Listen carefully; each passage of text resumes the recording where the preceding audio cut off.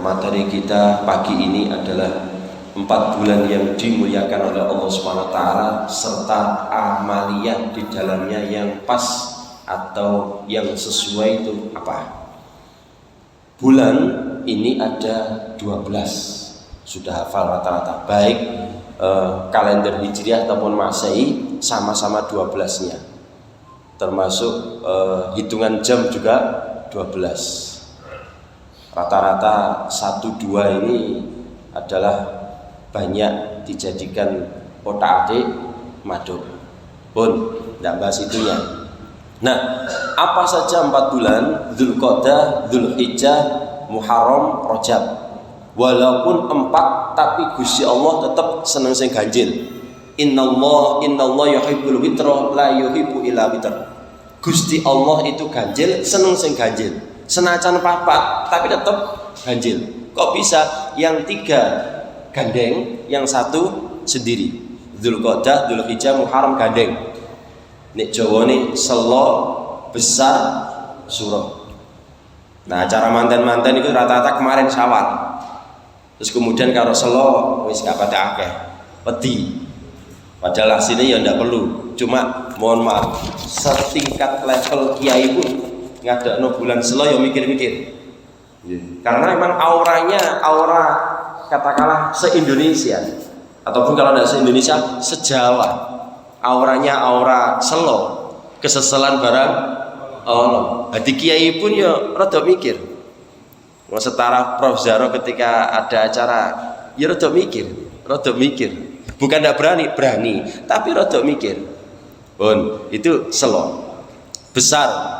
Ini rata-rata nanti ya wakeh mana. Cuma nek kula pesen baiknya jangan pas pas tanggal 10, 11, 12, 13. Itu gawe nih Gusti Allah. Ojo di saingi. Nek iso setelahnya itu. Itu katanya kemarin ya Nur Zaid. Nek iso aja mau saingi. Tanggal 10, 11, 12, 13 itu gawe nih Gusti Allah. Setelahnya monggo. Cek gak nyaingi Gusti Allah. Tapi ya ndak juga.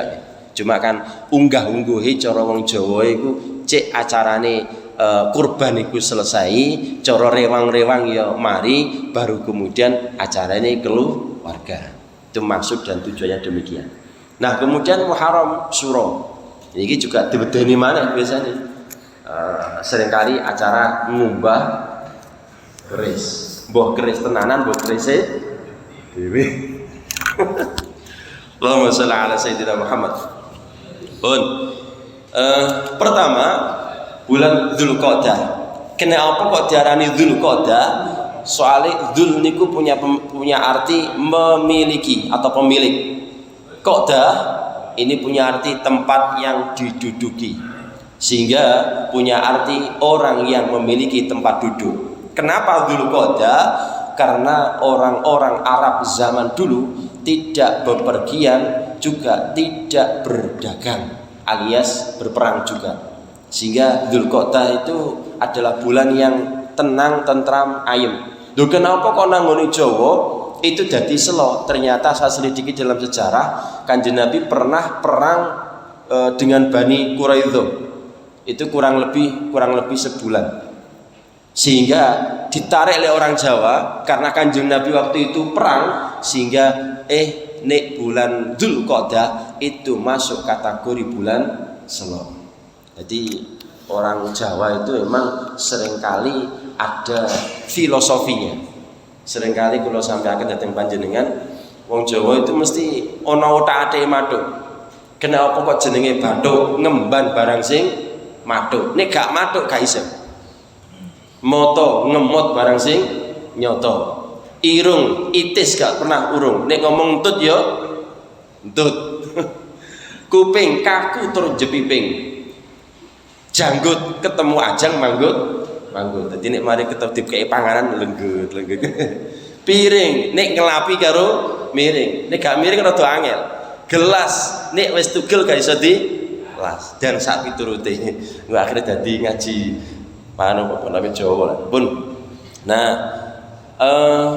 napa mawon amalan yang dikerjakan pada bulan Dzulqa'dah ataupun bulan-bulan yang lainnya, yang 4 bulan ini. Pertama, puasa yang sesuai syariat. Yang bagaimana? Ya fajar sampai tenggelam matahari. Kalau yang tidak itu maka tidak syariat. Dalam artian ya lumrahi melok syariat Kanjeng Nabi subuh sampai maghrib. Nek ana wong subuh pendak subuh, ya mohon maaf tidak secara syariat. Walaupun memang mohon maaf amalan orang-orang yang sakti apapun itu rata-rata tidak pernah meninggalkan puasa. Sehingga wong Jawa jenenge nek poso niku tirakat. Dari kata taroka. Taroka iku ninggal. Ninggal nopo? Ninggal sing bangsane menungso. Makanya para dukun-dukun sing sakti itu rata-rata tirakat. Semuanya.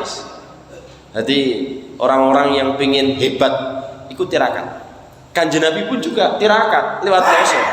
Poso apa? Poso ketika beliau lahir hari Senin ditirakati. Ditirakati. Anak pengen sukses ditirakati, diposoni dadi anak. Opo wis itu rata-rata pakai itu. Dukun yo ngono, ditirakati. Sadurunge ngumbah keris, iku ono tirakate, gak sembarangan. Orang mau operasi itu juga tirakat lewat poso. Wis opo ae. Lah engko lak kuru ya, soal kuru dan tidak itu kan gawan. Ono wong sing ahli poso tetep lemu. Soale apa jenenge awane iku poso, bengine balas dendam. Kaya ta. Poso. Nggih. Nah, poso niki tiap bulan itu ada 2 kategori. Selain Senin Khamis atau Senin Kamis, ada yang namanya tengah bulan, namanya Ayyamul Bid, yaitu hari putih 13, 14, 15. Kecuali nanti pas Yaumut Tasyrik, yaitu Dzulhijjah diganti 14, 15, 16. Itu poso. Apa hikmah fadilahnya? Orang-orang yang ahli Ayyamul Bid insyaallah dikei ati sing waskita. Uripe ku putih, gak gampang dadi wong abangan, gak gampang dadi wong irengan. Ya barokah Ayyamul Bid, gampang buka cakrawala. Tapi ya kudu ditirakati. Maksudnya ono ilmune. Ngunang jenengan sanjang aku kula niki pun bolak-balik Ustaz poso Ayyamul Bid tapi kok pancet. Nah, gak di moni sembarang itu kudu ono ilmune. Nek ngawur ya siji maneh.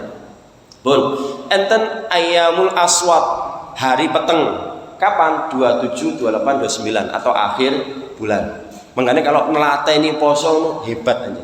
Nelateni poso. Kenapa kok poso hebat? Soalnya orang poso itu mirip-mirip malaikat, mirip-mirip Gusti Allah. Makanya sampai Gusti Allah janji saumuli wa ana ajzibih. Puasa itu untuk saya dan saya akan balasnya sesuai dengan standarnya yang ada. Loh kok mirip-mirip Gusti Allah? Iya, poso kan gak mangan, Gusti Allah gak mangan, malaikat juga gak mangan. Makanya orang-orang poso rata-rata sakti. Boten kula dawaken. Nek kedawan ndak sakti kabeh. Yang kedua, salat sunnah. Nopo sebarang. Enten tahajud, enten duha, enten taubat, enten qobliyah ba'diyah ditelateni. Nggih. Nah, salat niki ini keterangan informasi yang ya segede ini atau sebesar ini saya baru dapat informasi dan ini memang fikih. Jadi kalau salat jahr dan salat sir itu walaupun sendiri maupun bareng-bareng ya kudu ngono. Contoh, duhur karo asar, panjenengan kalau sholat sendiri atau berjamaah ya seperti itu. Maksudnya gak banter. Panjenengan sholat maghrib, isya, subuh walaupun sendiri ataupun berjamaah banter, ya banternya jangan temen-temen. Ini kan kadang ngapunten nggih, nek salat dhewe maghrib isya subuh rata-rata kalem sir. Padahal mboten. Jadi syariatnya itu walaupun sendiri pun berjamaah, nek wayahe banter ya banter, nek wayahe sir ya sir. Itu secara fikihnya demikian. Kita kadang tidak.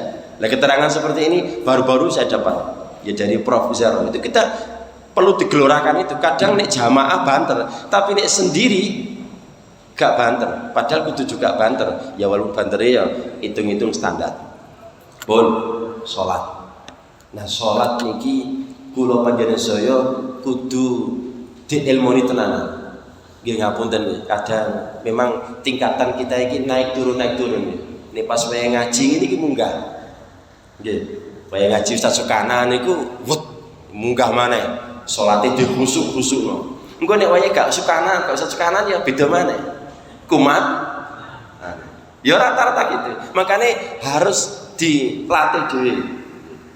Nanti kalau sampai panjenengan, kalau sholat kiambak seringkali tak ulangi bolak-balik untuk didik. Maca Fatihah gak khusyuk. Ayo, awakmu gak khusyuk, kudu dibaleni. Nek sholat dhewe.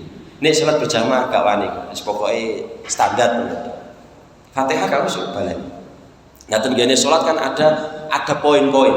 Kapan? Ketika inna sholati wa nusuki wa mahyaya wa mati lillahi rabbil alamin. Sesungguhnya sholat, ibadahku, urip matiku hanya milik Gusti Allah. Sehingga awak dhewe gak iso apa-apa. Gak iso apa-apa. Kate ngubah negeri gak iso. Jalukno nang Gusti Allah. Kita pengen didik anak, ndak iso. Makanya kula bola-balik nyampaikan panjenengan didik anak, terus kemudian loro ati, iku jenenge sombong. Awak dhewe iso apa? Ndak iso apa. Ya dituturi, didongakno. Dene gak iso berubah apa jare Gusti Allah. Syukur-syukur jenengan munggah titik, nek ana wong nakal dijalukno sepuro. Niki penting. Jenengan gak ada anak nakal, ya Allah, anakku jenengan sepuro ya Roh. Engko ditoto karo Gusti Allah.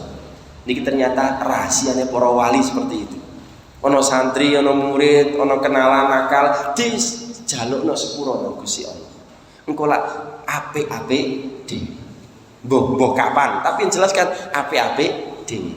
Itulah nanti jadi wali-wali nih Gusti Allah. Kemudian Fatihah ketika iyyaka na'budu wa iyyaka nasta'in, kerentek jenengan minta apa? Ihdinas siratal mustaqim, kerentek ingin apa?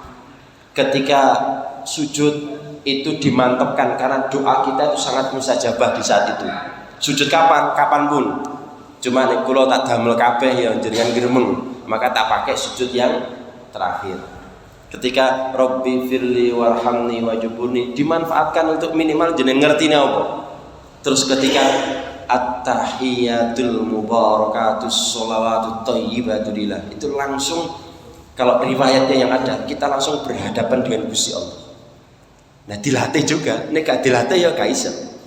Kemudian ketika assalamu alayka ayyuhan nabiyyu, itu seolah-olah kita memberikan sholawat kepada Kanjeng Nabi. Kemudian assalamu alayna wa ala ibadillah sholihin, itu eling-eling wong soleh kabeh. Ini orang-orang fikih rata-rata mengerucutnya pada 4 mazhab. Ya Imam Abu Hanafi, Hanifah atau Hanafi, kemudian Maliki, Syafi'i, Hambali. Itu orang-orang soleh yang tidak kita bisa lepas daripada 4 mazhab itu. Tidak ada orang sekarang yang sehebat 4 mazhab, tidak ada. Bahkan ahli hadis Imam Bukhari Muslim itu beliau hidup setelah 4 mazhab. Makanya kalau ada orang sekarang kemelindi, kita harus kembali pada Al-Quran dan hadis. Itu rata-rata kemelindi. Padahal adanya hadis itu setelah 4 mazhab baru muncul hadis. Ini terkait dengan sholat. Yang ketiga, zikir. Zikir ini adalah hebat. Orang kalau sudah tingkatan zikir itu nanti muncul dzauq, muncul hub, muncul cinta. Makanya sampai ngapunten, kena apa Nabi Adam kok iso dibujuki setan? Itu karena ada muncul hub, karena muncul dzauq, muncul cinta. Kok cinta? Cinta nang setan boten. Cinta nang iblis boten. Karena nggih ngapunten nggih. Orang itu kelebihannya akan muncul kekurangannya. Kula ulangi malih. Orang itu kelebihannya di mana? Ya muncul kelemahannya juga.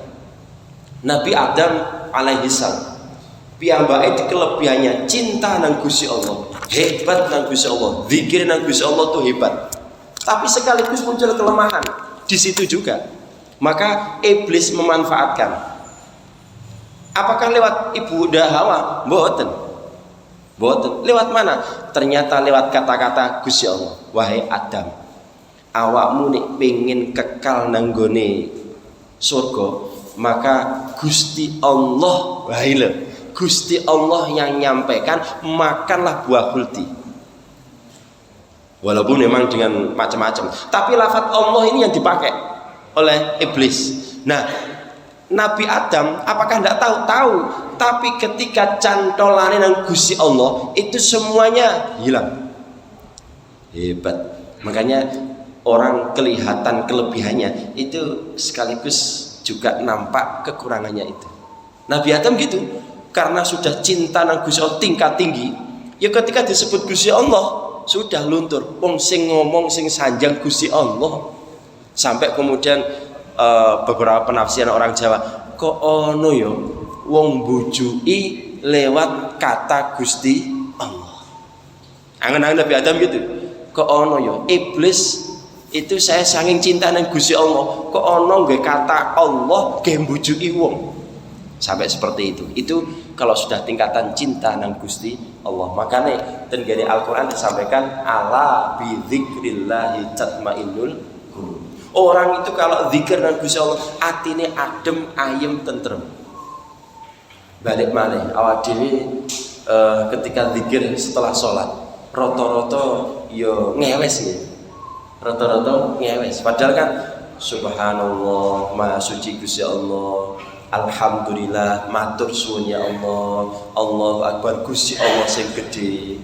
La haula awake dhewe iso apa-apa. Ini kalau kemudian dijiwai, hebat.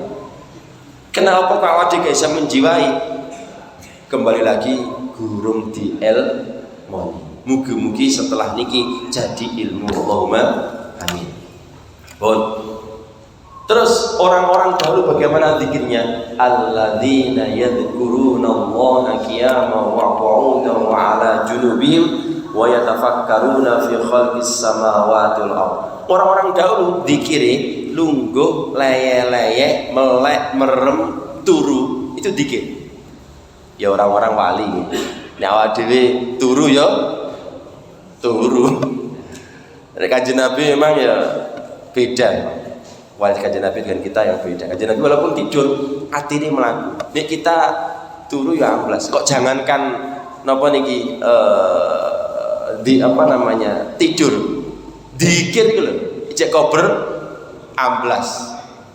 Dikir kober amblas. Tapi ya gak apa-apa. Orang-orang yang ahli dikir, orang-orang yang ahli ngaji, insya Allah dijalukno sepuro nang Gusti Allah.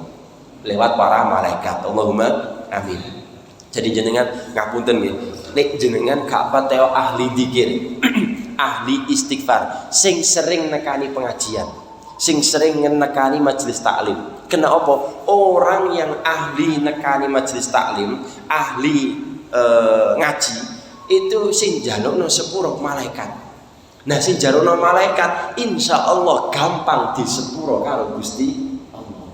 Nek awak dhewe istighfar ping 1000 iku rata-rata nambe. Nggih, istighfar bisa rata-rata nambe. Tapi nek sing jalukno istighfar adalah malaikat, insyaallah kita betul-betul istighfar top tier. Karena apa? Yang menjalukkan, yang memintakan adalah makhluk Gusti Allah sing gak duwe dosa. Ini awak dhewe kakean dosa. Wong ngapunten nggih, ngapunten. Tahlilan itu kok bertendensi. Sopo sing ngundang? Wah, wong sugih. Ngono. Wis nang omah iki ya gak mangan. Soale arep-arep golek panganan. Dilalah kesane Gusti Allah, ternyata nok kono gak dikei panganan. Alhamdulillah. Ngene aja arep-arep ngono iso. Nah, niki balik maneh dikir. Dikir nang Gusti Allah, insyaallah dadekno mantep nang Gusti Allah. Apa ae. Mangkane sampai enten istilah tasbih nek pengin mentas kabeh atau tasbih tuntas kabeh. Tapi yang ngono DL mau balik maneh. Makane orang yang ahli dikir lewat DL moni itu sejik getarannya itu beda, vibrasinya itu beda. Nah, orang dikir itu mirip seperti ikan dalam air.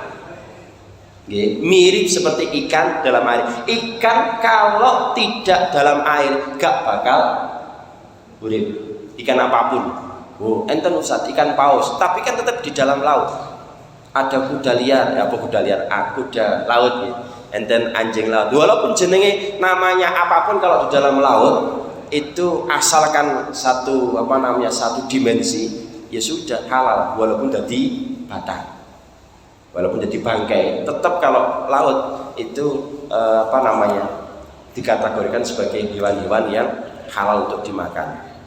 Kecuali di luar baru dimasukkan ke laut ya beda mana. Itu akal-akalan pun. Nah, hati kita juga sama. Kalau hati ini tidak digunakan dzikir, ya podo karo ikan di dalam laut air. Gak bakal urip. Pun. Yang keempat, berlaku baik kepada siapapun. Ayo dilatih. Menolong orang lain yang susah, sedekah, menyantuni anak yatim. Insya Allah nanti yatim piatu ada program, tidak tahu pas tanggal berapa nih. Yang jelas pada bulan Muharram nanti ada santunan di luar. Mohon kita bantu dan ada acara santunan ngundang bunyai. Nggih Pak Ketut nggih. Nggih, insyaallah demikian. Itu yang sudah dijadwal. Tanggal berapa Pak Ketut? Belum tahu. 11, 12, 18. Nggih, kita dukung bersama-sama. Ya, termasuk rencananya Pak Takmir tanggal 17 Agustus katanya mengadakan upacara. Muga-muga tenanan. Mbah model piye. Nah, bagaimana pakai bajunya? Ya sing sarungan ya sarungan, wong jadi jamaah. Gak usah kaya model sekolahan. Model sarungan mana ya? Sarungan, kopiahan, engko sing nggo tasbih sing surbanan ya surbanan, sing jubahan ya jubahan. Wancene jamaah. Nggih. Nah, nek sedok rukuan ya aja lah. Rukuannya sumuk jenengan. Pun. Mematuhi orang lain, orang tua dan lainnya. Jenengan itu bersyukur ya, punya orang tua itu manfaatkan, itu ladang yang hebat. Makanya sering kalau sampai akan panjenengan iso nggone kiai dia, tapi nenggone wong tua nek gak iso itu buak saestu tiwas cara kasarannya. Karena apa? Ada orang yang hebat, wali yang hebat itu wong tua. Ya kita tidak menafikan kiai karena keilmuan, tapi orang tua itu hebat. Hebat. Orang tua yang melahirkan kita bahkan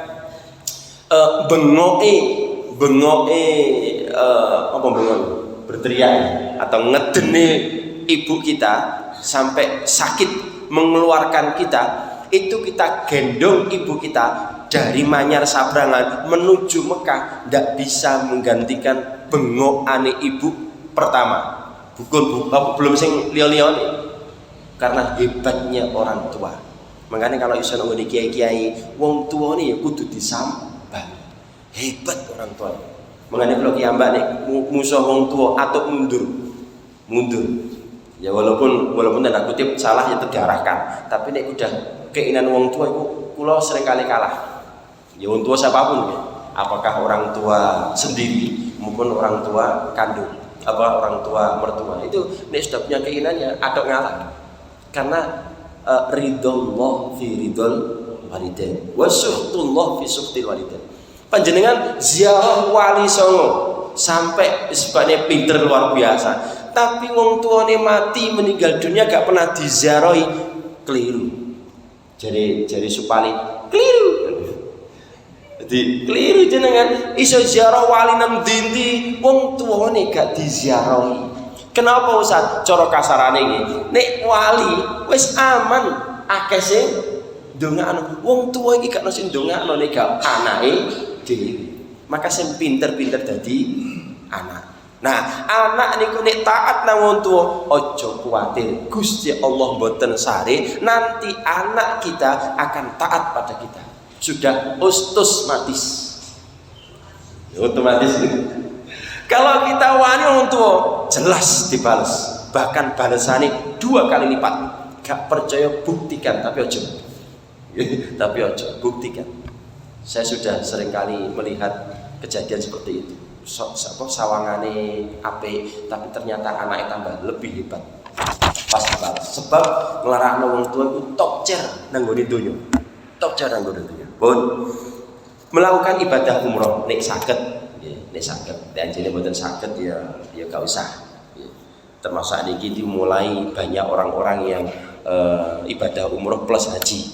Yang berangkat kemarin ada dari Pamekasan nggih, Madura. Itu usia 117 atau 19 itu berangkat haji. Oh hebat ya, walaupun memang ada cerita-cerita yang menarik nih, sing jenenge aku jaluk mulih ae sampai kato-anto terus masuk lift bareng ngono lift kan enten kocone lift kan medale mriko. Nah kocone kan medale mriko dikira dalane rono sampai ketatap. Ya maklum romantika wong tuwa gak ngerti apa-apa. Nah kerjanya petugas haji sekarang memang berat karena musuhe wong tua-tua, lansia. Muga-muga diparingi sehat kabeh. Amin. Awak dhewe sering kali mendoakan orang yang haji, insyaallah cepat berangkat haji. Mangkane nek enten ambulan ya ambulan. Enten apa? Bis berangkat dan ambulan ya sedungane. Ya dengan Allah fillah warhamu. Oh, enten bis jenengan krentek kok. Ya Allah, berangkat haji ini jangan pengen apa nih apal ya labbaik Allahumma labbaik, kemudian Allahumma yassir lana nika al-Fatihah. Insyaallah cepat berangkat haji. Tersentuh nih enten berangkat haji, insyaallah cepat. Tapi ono berangkat haji ono bis mau ngedok. Oh, hajian ya. Oh, mau ngono tok ya gak suwe apa suwe berangkat haji mau AO tok. Mboten jenengan enten bis kerentek kok ya Allah, muga-muga kula saged berangkat haji ya. Ngono insya Allah. Allahumma amin. Makanya donga-donga kula menjelang haji ini sampai nanti penyembelihan hewan kurban itu tak tambahi labbaik Allahumma labbaik. Cek auranya itu walaupun memang tiap hari dibaca, muga-muga jenengan gak blenger. Semakin kuat auranya, muga-muga demikian. Sehingga nanti sampai haji doa saya mengarah ke sana itu. Pun yang kedua, bulan Dzulhijjah yang baca dalanya sendiri. Anjuran di dalam bulan Dzulhijjah ada puasa tarwiyah Arafah. Tarwiyah niko adalah tanggal 8, Arafah tanggal 9. Nek tenggane mriko jangan puasa dan memang tidak boleh puasa, tidak kuat. Karena di sana adalah pasnya waktunya wukuf. Wukuf di padang Arafah. Perbanyak zikir, melaksanakan haji, berkurban. Bikin alhamdulillah kurban kita sudah dapat 5. 5 kurang atau 5 pas? Kurang berapa? Kurang 3. Monggo jenengan yang ingin ikut kurang 3 karena ini waktunya sudah sangat mepet. Insya Allah dimungkinkan Al-Anwar 5 ini. Insya Allah bisa lebih. Nah itu kesempatan kita. Jadi tunggangannya awak dewi. Kalau kambing 1 orang, kalau sapi untuk 7 orang, kalau unta riwayat 10 atau 7. Jadi ini jenengan isu nyembelih unta digawa nang gone Manyar Sabrangan 10 orang. Ya tekan ndi gomone ngono ya. Jadi 10 orang. Nek sapi 7 orang. Ustaz tenggane Kudus itu kan ndak pakai sapi, apa boleh? Itu kebijaksanaan Sunan Kudus. Kalau pakai sapi di sana jadi jadi dewa, sesembahan pada wong India. Maka kebijakan dari Sunan Kudus pakai kerbau sing mirip-mirip sapi. Walaupun cara dasare ya ndak ono, tapi kan kemiripan itu bisa dipakai. Itu kebijakan dan tidak masalah, boleh-boleh saja. Cuma kini ya gak usah gawe kerbau. Nyurungi serada angel, kadang deleki rada angel. Bon yang ketiga, bulan Muharram. Nanti ada tanggal 10 Muharram. Maksimalkan untuk puasa. Puasa paling bagus ya 3 hari kalau bisa, 9, 10, 11. Nek gak iso 9, 10 atau 10, 11. Nek gak iso 9-nya. 10-nya. Nek gak iso 10 Muharram. No nanti kok 10 pas waya Jumat nan jenengan iso niku ya gak apa-apa.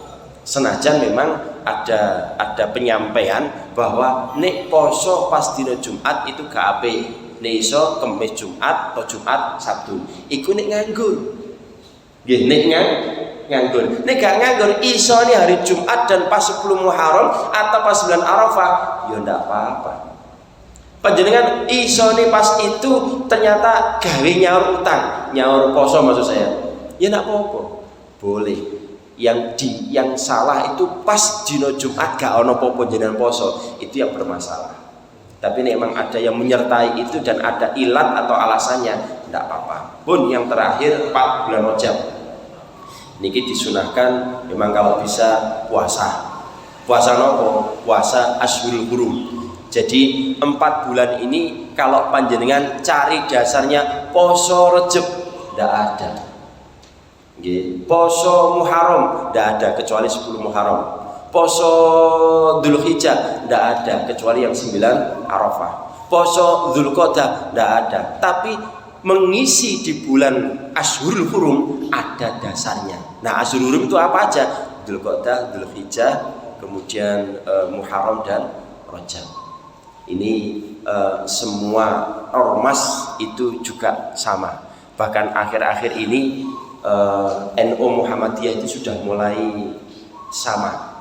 Sehingga tadi malam saya dapat kiriman Ustadz Adi Hidayat menyampaikan bahwa sakjane Muhammadiyah men iku padha Yai Ahmad Dahlan karo Mbah Hasyim Asy'ari itu tidak pernah menyoalkan tahlilan. Jadi Yai Ahmad Dahlan tidak pernah menyoalkan tahlilan. Yang disoalkan oleh beliau wayai tahlilan direwangi utang. Itu yang disoalkan oleh Yai Ahmad Dahlan ternyata, bukan tahlilannya. Ritualnya tahlilan monggo-monggo saja. Loh kenapa ke bawahnya seperti itu? Balik maneh karena kurang ngaji. Kurang ngaji, kurang macam-macam. Sehingga kalau di bawah kaku. Aslinya mboten. Ternyata coba itu kemudian diangkat terusan, digelorakan. Yakin NU Muhammadiyah bersatu. Nih NU Muhammadiyah bersatu, hebat Indonesia. Terus kemudian Wahabi yang kebakaran jenggot. Wahabi sekarang mulai antar Habib ya Habib itu diadu sekarang.